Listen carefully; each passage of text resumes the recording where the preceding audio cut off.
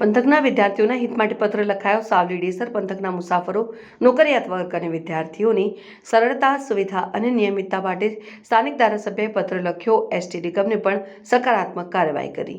વડોદરા જિલ્લાના 135 વિધાનસભા મત વિસ્તારના ધારાસભ્ય કેતન ઇનામદાર પાસે ડેસર તાલુકાના શિહોરા પંથકના મુસાફરો, નોકરિયાત વર્ગ અને ડાકોર આણંદ અભ્યાસ અર્થે જતા વિદ્યાર્થીઓની રજૂઆત આવી હતી. જે અનુસંધાને નિયામક શ્રી એસટી વિભાગને પત્ર લખી ડાકોર આણંદ તરફથી આવતી એસટી બસ સામે પાર રાણિયા ગામથી લંબાવીને શિહોરા સુધી લંબાવવા રજૂઆત કરાઈ. જ્યારે સાવલી એસટી ડેપોથી વહેલી સવારે વાયા ભાદરવા સાંકરદા થઈને વડોદરા અને આણંદ જતી એસટી બસો અનિયમિત અને વિદ્યાર્થીઓની સંખ્યા કરતાં ઓછી હોવાથી શાળા કોલેજોમાં અભ્યાસ અર્થે અવરજવર કરતા વિદ્યાર્થીઓના અભ્યાસમાં વિક્ષેપ પડતા રોષ જોવાઈ રહ્યો હતો.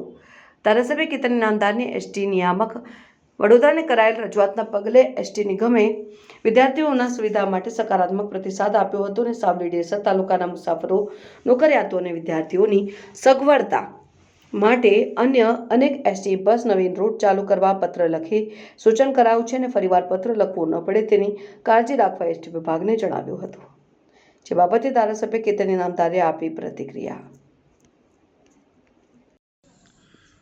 સાવલી ડેસરની અંદર તમામ એસટીના રૂટ, નવા એસટીના રૂટ બનાવવા ચાલુ કરવા માટેની મેં ડીસીને ડાયરેક્ટ પત્ર દ્વારા ભલામણ કરી છે.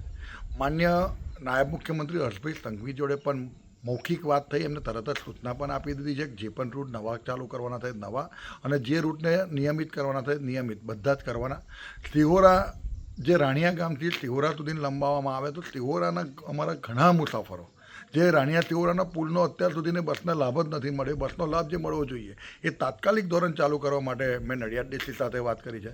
બરોડા ડીસીને પણ સાવલી સાંકરદામાં આપ જોઈ શકો છો કે આણંદમાં ભણતા વિદ્યાર્થીઓ ખૂબ મોટી સંખ્યામાં હોય અને રૂટ ઓછા પડતા હોય, એની જગ્યાએ સંખ્યાઓ વધુ હોય એટલે એ લોકોને ખૂબ મોટી તકલીફ પડે છે. અને વિદ્યાર્થીઓ સાચા છે, જ્યારે એમને આ વાતને માં એ લોકોએ જ્યારે પણ વાત મૂકી છે એ 100% સાચા હોય છે. જ્યાં એમને અગવડ પડે ત્યારે આપણને બતાવે છે અને જ્યારે પણ એમને તકલીફ હોય છે ત્યારે આપણે ડીસીનું ધ્યાન દોરીએ છીએ. પણ આ વખતે હું ચોક્કસ એમને એવું કહું છું કે ભાઈ ડીસીને પણ કહું છું કે ભાઈ તમામ રૂટો પર તમારું નિયમિત ઇન્સ્પેક્શન હોવું જોઈએ, રૂટ નિયમિત હોવા જોઈએ, વિદ્યાર્થીઓને સમયસર સ્કૂલે પહોંચાડતો રૂટ અને સ્કૂલેથી ઘરે પાછો લાવતો રૂટ. ખાસ કરીને બસોનો ઉપયોગ વિદ્યાર્થીઓ જ કરતા હોય છે. એવી રીતે અમારા ગોપરી, અમારા કાલોલ ડેપોથી જે જેસર ગોપરીની સડાસાલ, ઝુમખા, મેવલી, આ બધા જે રૂટો છે, જે નવા રૂટો ચાલુ કરવાના છે, જે રૂટોને નિયમિત કરવાના છે, બધા જ પત્ર દ્વારા તમામ રૂટોના એકદમ ક્રમશઃ બધું આપી દીધું છે. મને વિશ્વાસ છે અઠવાડિયે 10 દિવસમાં આનું નિરાકરણ આવી જશે. અને હમણાં તો જે એસટી ડ્રાઈવર અને કંડક્ટરની પણ વાત હતી, એમાં સરકારે તાત્કાલિક ધોરણે એસટી ડ્રાઈવરને, કંડક્ટરને તાત્કાલિક ધોરણે હંગામી ભરવાનું પણ નક્કી કર્યું છે. તો મને ખ્યાલ છે અને ડીસીએ પણ મને કહ્યું છે કે 10-15 દિવસની અંદર, 10 દિવસની અંદરનું નિરાકરણ આવી જશે. એટલે આ ચોક્કસ ખૂબ તકલીફ પડતો વિષય છે. માન્ય નાયબ મુખ્યમંત્રીએ પણ એને ગંભીરતાથી લીધો છે અને હું પણ કહું છું કે વિદ્યાર્થીઓને કે મુસાફરોને કોઈ પણ તકલીફ ના પડવી જોઈએ અને તમામ રૂટ જે અનિયમિત છે એને નિયમિત થાય અને જે નવા રૂટની માગણીઓ છે એ નવા રૂટની તમામ રૂટ સાવલી, ડેસર અને વડોદરા ગ્રામ્યના જે પણ હોય એ તમામે તમામ આપવા માટે જે મેં પત્ર લખ્યો છે એનું મને 10 દિવસમાં નિરાકરણ જોઈએ. ફરી એ પત્ર ના લખવો પડે એની પણ એ ગંભીરતાથી નોંધ લે.